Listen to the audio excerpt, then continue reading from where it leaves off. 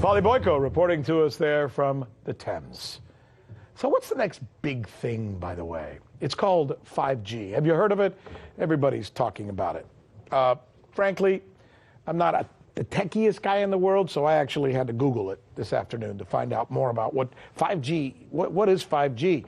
So I looked at Wikipedia, and here's what I found out that Wikipedia says. 5G, according to Wikipedia, is the latest generation of cellular communications targeting high data rates, reduced latency, energy savings, cost reductions, higher system capacity, and massive connectivity. There you go. A bunch of big words that may mean something to you, maybe not. But it does sound impressive, right? Who wouldn't want all of that? Well, some might ask, there's got to be a catch. So joining us now is our correspondent, Michelle Greenstein, with the latest on 5G. And I guess the question would be then, here's the setup, ba-dum-bum, is there a catch? There is, just a small one. It might kill you. Good to know. So you'll find. How so?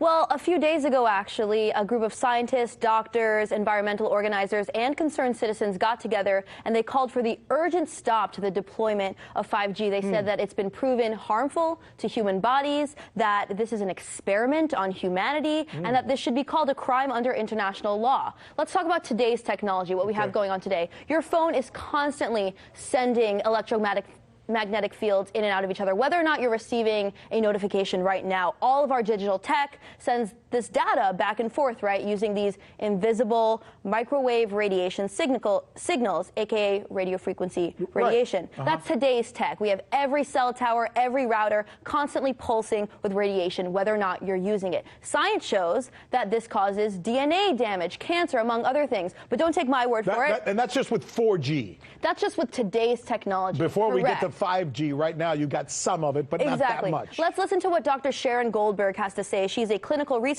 and an internal medicine physician. This is what she has to say about what we're using today. Wireless radiation has biological effects, period. This is no longer a subject for debate when you look at PubMed and the peer-reviewed literature. These effects are seen in all life forms: plants, animals, insects, microbes. In humans, we have clear evidence of cancer now. There is no question. We have evidence of DNA damage, cardiomyopathy, which is the precursor of congestive heart failure, neuropsychiatric effects. So if 4G is already doing some of this, and I imagine if somebody walks around all day with their phone next to their head for hours upon end, they might be doing some damage to themselves. But let's get beyond 4G.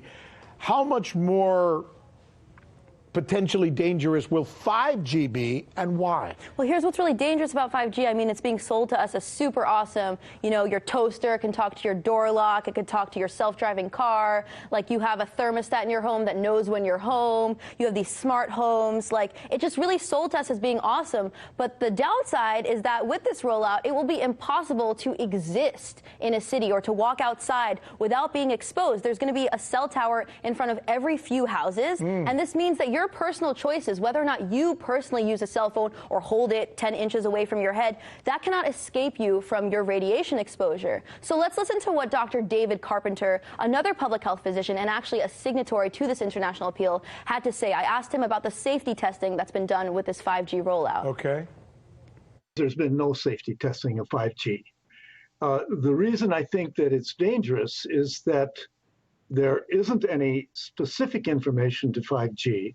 But we know that radio frequency radiation of 3G and 4G are associated with a whole variety of different human health effects. Everyone is going to be exposed to radio frequency radiation more continuously and at higher intensities. And that's going to cause more human disease.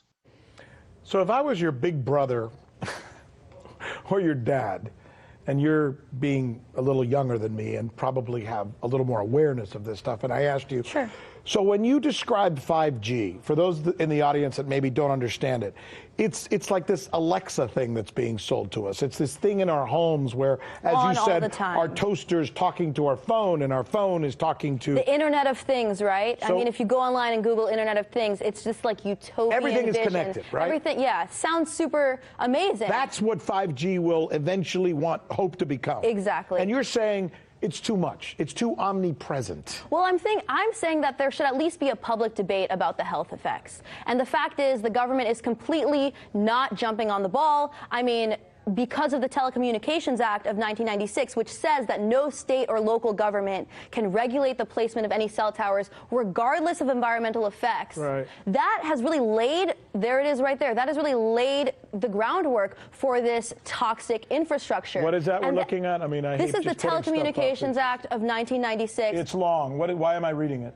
This basically says that regardless of health effects, you cannot stop the deployment of 5G infrastructure. And the FCC, you know, which has no health expertise itself, is completely captured by the wireless industry. It's the same playbook that big oil used with climate change or big tobacco with cigarettes. You know, they're really deceiving the public and selling this to us as something that doesn't have a lot of risks. But you know who hasn't been fooled? The insurance companies. They are not selling any product liability policies that cover cell phone radiation because they aren't fooled by these studies. And look, when people find reports, it is. When usually when you or I go online and find reports about wireless tech to find that it's harmless or that there's no evidence of harm, we're usually looking at industry-sponsored studies. Yeah. And it's not a question about whether we don't want to move toward new technology.